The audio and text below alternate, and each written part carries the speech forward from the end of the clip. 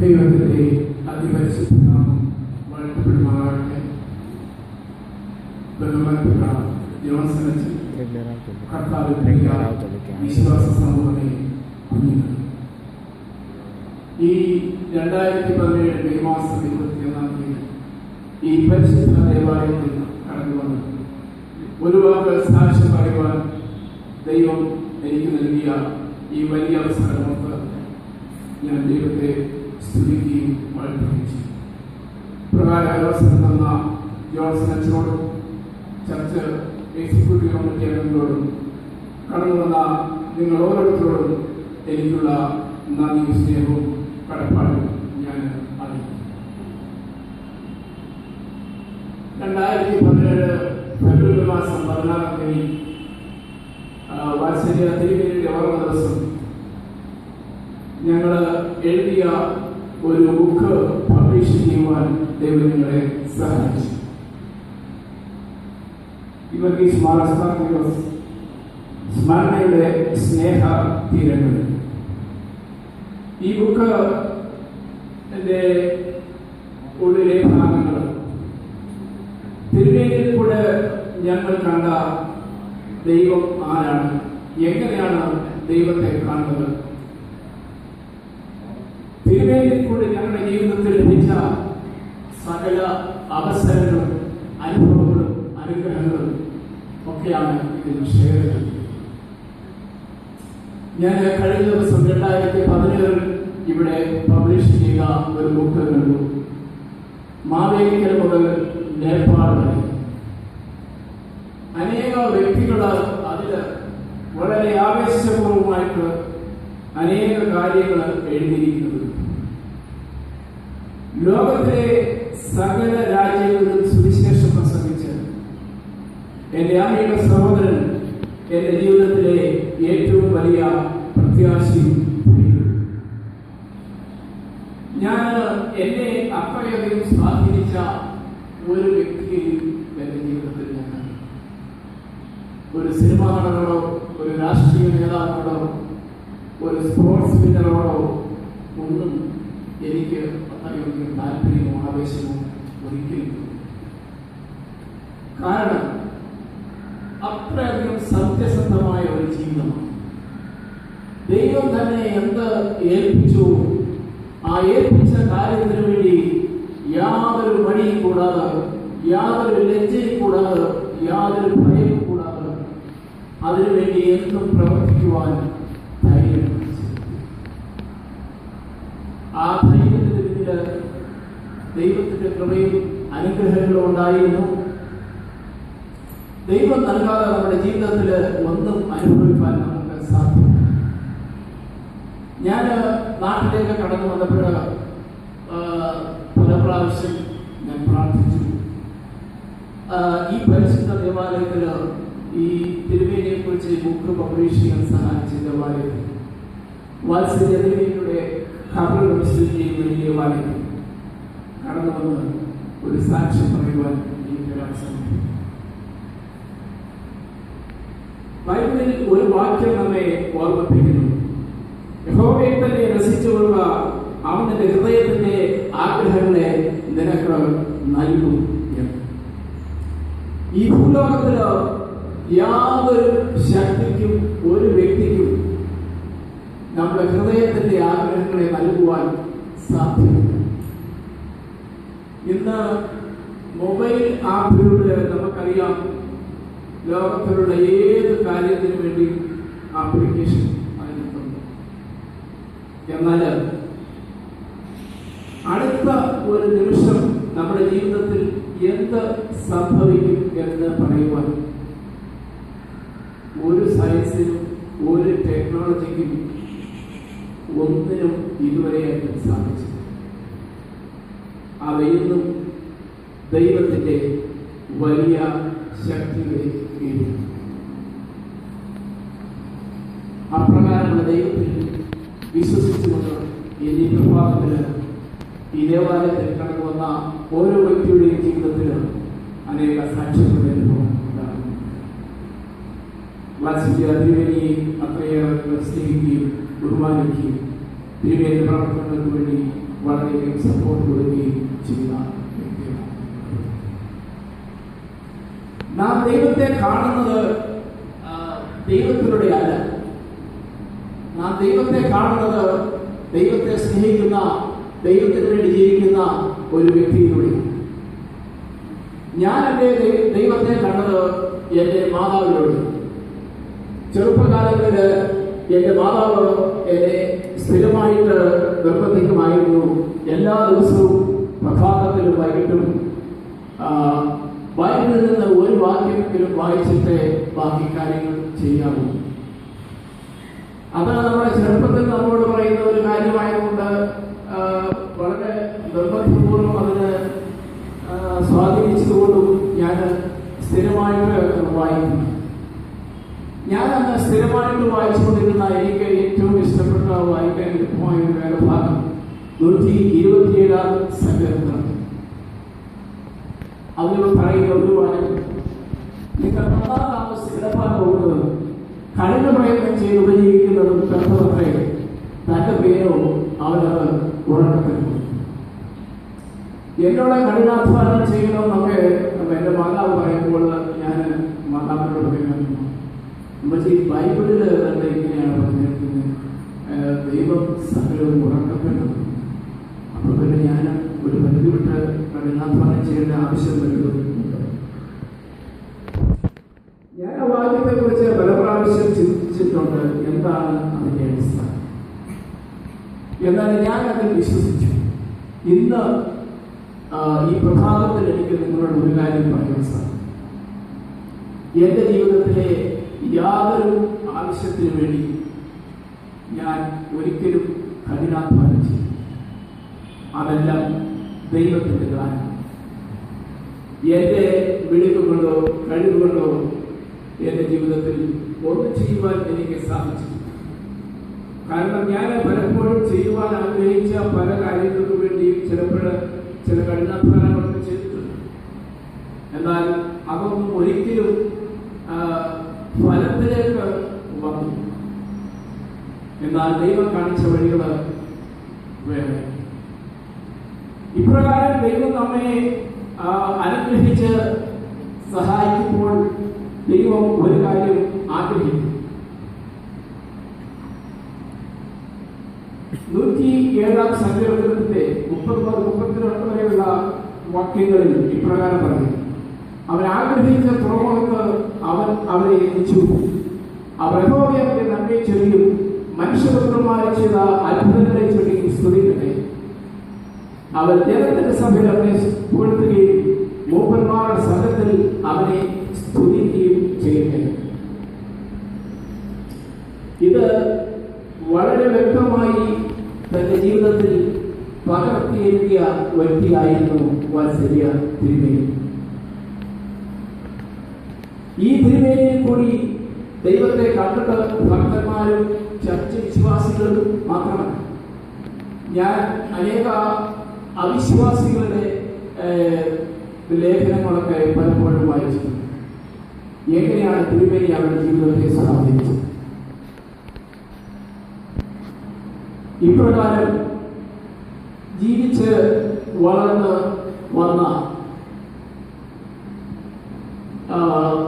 ഇവിടുത്തെ ബാബ തിരുമേനി ഒരിക്കൽ തിരുമേനിയെ കുറിച്ച് പറയുന്നു, ചെറുപ്പകാലങ്ങളിൽ സുവിശേഷത്തിന്റെ 10 തലയ്ക്ക് പിടിച്ച ഒരു വ്യക്തിയായിരുന്നു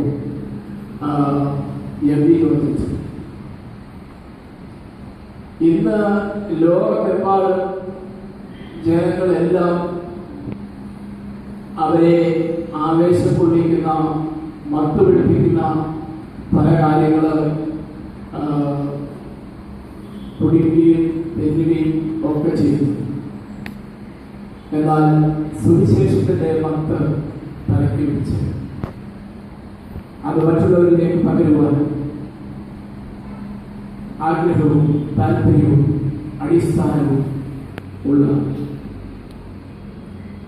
എത്ര വ്യക്തികളെ നമുക്ക് കാണും. നമ്മുടെ ജീവിതത്തിൽ അത് എത്രത്തോളം പകർത്തിയെടുക്കുവാൻ നമുക്ക് കഴിയും. ശിഷ്യന്മാർ ഒരിക്കൽ ദൈവത്തോട് ചോദിച്ചു, കർത്താവേ, ഞങ്ങൾ സകലവും വിട്ട് നിന്നെ പിൻപറ്റി ഞങ്ങൾക്ക് എന്ത് കിട്ടും? ഈ ശിഷ്യന്മാരുടെ ചോദ്യം കേട്ടപ്പോൾ എനിക്ക് വളരെയധികം ചർച്ചയുണ്ട്.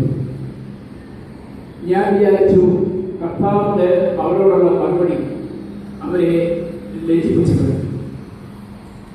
എന്നാൽ കർത്താവ് അവരോട് പറഞ്ഞ മറുപടി,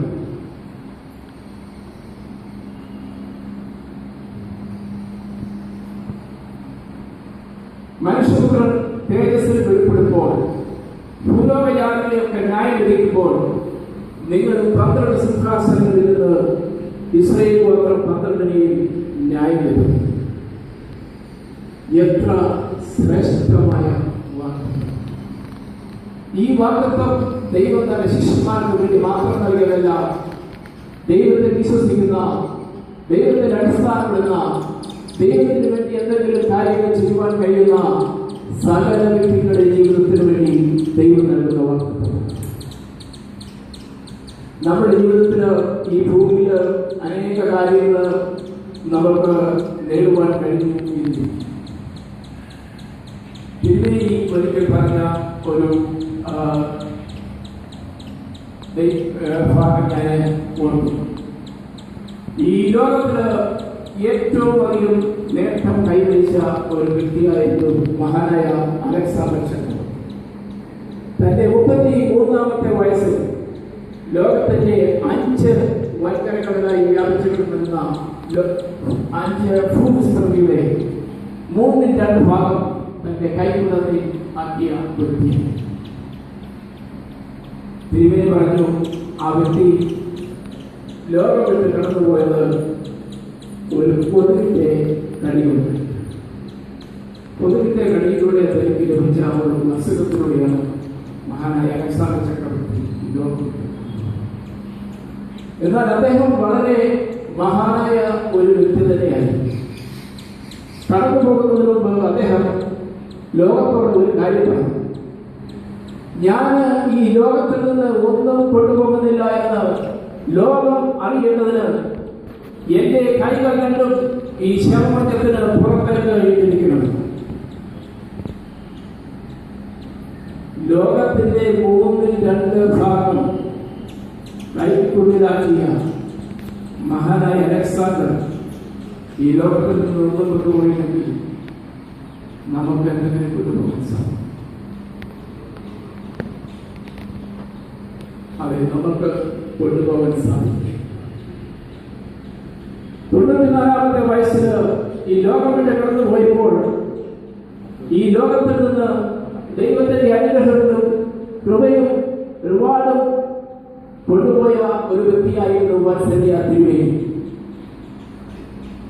അത് ഈ ലോകത്തിന് തിരുമേനി ചെയ്ത തന്റെ പ്രവർത്തനങ്ങളുടെ ഫലമായി. അത് നമ്മുടെ ജീവിതത്തിലും ബാധകമാണ്. ദൈവം നമുക്ക് നൽകിയ അനുഗ്രഹങ്ങൾ നാം മറ്റുള്ളവരുമായി ഷെയർ ചെയ്യുന്നത്, നമ്മുടെ കുഞ്ഞുങ്ങളെയും സഹോദരങ്ങളെയും മാതാപിതാക്കളെയും സ്നേഹിക്കുകയും ദൈവത്തിന്റെ സ്നേഹം അവരുടെ പ്രകടമാക്കുകയും ചെയ്താൽ, ദൈവത്തിന് വേണ്ടി എന്തെങ്കിലും ഒരു ചെറിയ കാര്യം ചെയ്യുവാൻ നമുക്ക് സാധിച്ചാൽ, അത് വളരെ വ്യക്തമായി എല്ലാ സുവിശേഷങ്ങളിലും പറയുന്നു. നിങ്ങൾ എനിക്ക് വേണ്ടിയോ സുവിശേഷത്തിന് വേണ്ടിയോ അപ്പനെയോ മക്കളെയോ കുഞ്ഞുങ്ങളെയോ വസ്തുക്കളെയോ എന്തെങ്കിലും വിളിഞ്ഞാൽ ഈ ലോകത്തിൽ തന്നെ 100 മടങ്ങായിട്ട് ഒരുപാട് നിത്യജീവനെയും പ്രാപിക്കാത്തവരും ആരില്ല എന്ന് സത്യമായിട്ട് ഞാൻ നിങ്ങളോട് പറയുന്നത് 3 സുവിശേഷങ്ങളിൽ ആവർത്തിച്ചുകൊണ്ട് ദൈവം തമ്പുരാൻ സത്യം ചെയ്ത് പറഞ്ഞ ഒരു കാര്യമാണ്.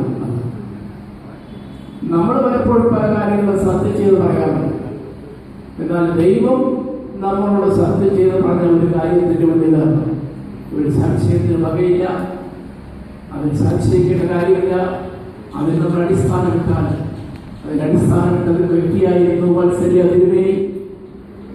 എത്രയോ വ്യക്തികൾ വളരെ ആവേശപൂർവ്വം അദ്ദേഹത്തെ കുറിച്ച് സംസാരിക്കുന്നത്, അനുഭവങ്ങൾ ഷെയർ ചെയ്യുന്നത് ഒക്കെ കേൾക്കുമ്പോൾ എനിക്ക് വളരെയധികം ആവേശവും ചിലപ്പോൾ നിരാശയും. കാരണം എൻ്റെ ജീവിതത്തിൽ ദൈവത്തിന് വേണ്ടി എന്ത് ചെയ്യുവാൻ എനിക്ക് കഴിയുന്നു. എനിക്ക് ഈ പരിശുദ്ധ ദേവാലയത്തിൽ നിങ്ങളുടെ ആഗ്രഹം, ദൈവത്തിന് വേണ്ടി വാത്സല്യ തിരുമേനി ചെയ്ത ആ കടമകൾ, ആ പ്രവർത്തനങ്ങൾ, അദ്ദേഹത്തിന്റെ കാൽപ്പാടുകളെ പിന്തുടർന്ന് ഞാനും എൻ്റെ തലമുറയിൽ വരുവാനുള്ള തലമുറകളുണ്ട്, അതിൽ അടിസ്ഥാനമിട്ടുകൊണ്ട് മുന്നോട്ട് പോകണം. അത് ലോകത്തിന് ഒരു വെളിച്ചമായിരിക്കണം. അതാണ് എൻ്റെ ഒരു ആഗ്രഹം. ആ ആഗ്രഹത്തിന് വേണ്ടിയോടാണ് ഈ ബുക്ക് ഞാൻ എഴുതുന്നത്. കഴിഞ്ഞ 3 വർഷമായിട്ട് ഈ ബുക്ക് എഴുതുവാൻ ഞാൻ ആഗ്രഹിച്ച് പ്രവർത്തിച്ചുകൊണ്ടിരിക്കുകയായിരുന്നു. എന്നാൽ ഈ വർഷം ഈ ബുക്ക് പബ്ലിഷ് ചെയ്യുവാൻ സാധിക്കുമെന്ന് ഒരിക്കലും വിചാരിച്ചു. അതിൻ്റെ പേരിൽ അനേകർ എന്നെ സഹായിച്ചിട്ടുണ്ട്. പ്രൊഫസർ തോമസ് പിലാക്കുള സാറ്, അതുപോലെ അനേക വ്യക്തികൾ, അതുപോലെ അതിൻ്റെ ഉള്ളിൽ ആർട്ടിക്കിൾ എഴുതിയ തിരുമേനിയുടെ കൊച്ചുമക്കളും ഒക്കെ അവരൊക്കെ തിരുമേനിയെ ഒരു പ്രാവശ്യമേ കണ്ടിട്ടുള്ളെങ്കിലും അവരുടെ ജീവിതത്തെ അത്രയേറെ സ്വാധീനിച്ച നാമെല്ലാം ഈ ഭൂലോകത്ത് ഒരു നാളിൽ ദൈവത്തിൻ്റെ സ്വർഗപ്രതീക്ഷയിലേക്ക് അന്ന് നമുക്കും ഒരു അനുഗ്രഹവും ഒരുപാട് ലഭിക്കാൻ സാധിക്കട്ടെ എന്ന് ഞാൻ പ്രാർത്ഥിക്കുകയും ആഗ്രഹിക്കുകയും ചെയ്യുന്നു. ഈ ബുക്ക് ഇതിൻ്റെ ഉള്ളിൽ എഴുതിയിരിക്കുന്ന കാര്യങ്ങൾ തിരുമേനിയിൽ കൂടെ കണ്ട ദൈവിക അനുഭവങ്ങൾ, വ്യക്തിപരമായി എൻ്റെ ജീവിതത്തിൽ ലഭിച്ച അനേക നന്മകളും, ഞാൻ കടന്നുപോയ പ്രതിസന്ധികൾ നടുവിൽ നൽകിയ അനുഗ്രഹങ്ങളും പ്രൊട്ടക്ഷനും ഒക്കെ ഞാൻ എഴുതി.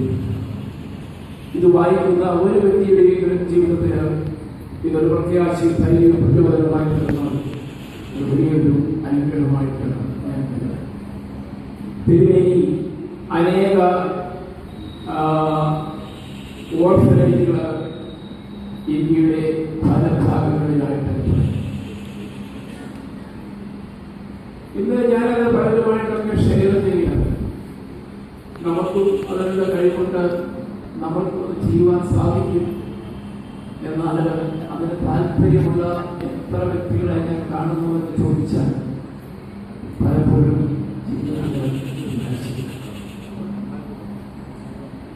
ഈ ബുക്കിലൂടെ ലഭിക്കുന്ന പണം തിരുമേനി തുടങ്ങിയ പുതുപ്പാടി ബാലഭവനത്തിലെ കുഞ്ഞുങ്ങൾക്ക് കൊടുക്കുന്നതിന് വേണ്ടി, ആരെങ്കിലും ഇതിനു വേണ്ടി എന്തെങ്കിലും സംഭാവന ചെയ്യണം, അത് തിരുമേനി തുടങ്ങിയ പുതുപ്പാടി ബാലഭവനത്തിന്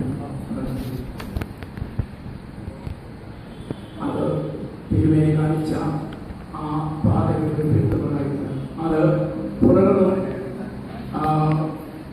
കൊണ്ടുപോകുവാൻ ഞങ്ങളുടെ വരുവാനുള്ള തലമുറകളെയും പ്രയോജനിപ്പിക്കുവാൻ ഞാൻ എൻ്റെ കുഞ്ഞുങ്ങളൊക്കെ ഈ കാര്യം പറയുവാൻ പറയും. കഴിഞ്ഞ വർഷം ഞാൻ എൻ്റെ കുഞ്ഞുങ്ങൾ ഒരുമിച്ച് ഈ ദേവാലയത്തിൽ കണ്ടുവന്ന് തിരുവനന്തപുരം ദേവാലയത്തിൽ പോയി പ്രാർത്ഥിച്ചു. അപ്പോൾ ഞാൻ അവരുടെ ഒരു കാര്യം, മക്കളെ, ഒരു മനുഷ്യൻ ഈ ലോകത്തിൽ ജീവിച്ചിരുന്നു എന്നുള്ളൊരു തെളിവാണ് ഈ കബർ. അതിനേക കാര്യങ്ങളാണ് എഴുതി വെച്ചത്. ജീവിച്ചാലും മരിച്ചാലും ദൈവം മാത്രം മതി. അപ്രകാരം പറയുവാൻ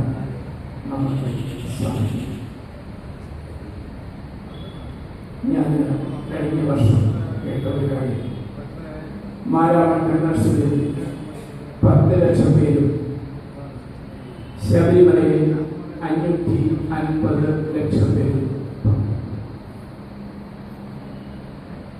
എന്തുകൊണ്ടാണ് നമ്മുടെ സഭകളുടെ പ്രസ്ഥാനങ്ങൾക്ക് വേണ്ടി വളർച്ച? അപ്പോൾ ഞാൻ ഈ കാര്യം പറഞ്ഞപ്പോൾ എന്നോട് ഒരു വ്യക്തി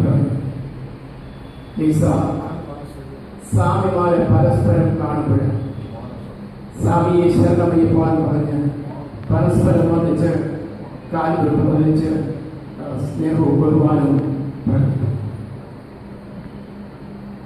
41 ദിവസത്തെ അവരുടെ വ്രതം വളരെ കഠിനമായി സത്യസന്ധമായി പാലിച്ച് മുന്നോട്ട് പോകുന്നു. അതാണ് അവരുടെ ജീവിതത്തെ, അത് കാണുന്നവരുടെ ജീവിതത്തെ സ്വാധീനം. അപ്രകാരം വ്രതശുദ്ധി പാലിച്ച ഒരു സന്യാസ ജീവിയായി മനസ്സിലാക്കി തന്റെ ജീവിതത്തിൽ ഒരിക്കലും ഒരു ലക്ഷ്യം അദ്ദേഹം തിരുമേനി ഒരിക്കൽ പറഞ്ഞു, അദ്ദേഹത്തിന് ഒരു കാർ വാങ്ങിച്ചു കൊടുത്തപ്പോൾ ആ കാറിൽ ഒരു എയർ കണ്ടീഷൻ തുടങ്ങിയപ്പോൾ തിരുമേനി പറഞ്ഞു, എനിക്കൊരു എയർ കണ്ടീഷൻ്റെ ആവശ്യമില്ല, ഇന്ത്യയിലെ ജനങ്ങൾ എയർ കണ്ടീഷൻ ഇല്ലാതെയാണ് കാർ കൊടുത്തത്. മഹാത്മാഗാന്ധി ഒരിക്കൽ പറഞ്ഞു, ഇന്ത്യയിലെ സകല ജനങ്ങളും വസ്ത്രം ധരിക്കാതെ ന്യായങ്ങൾ ജീവിക്കുമെന്ന് പറഞ്ഞു. അദ്ദേഹം തന്നെ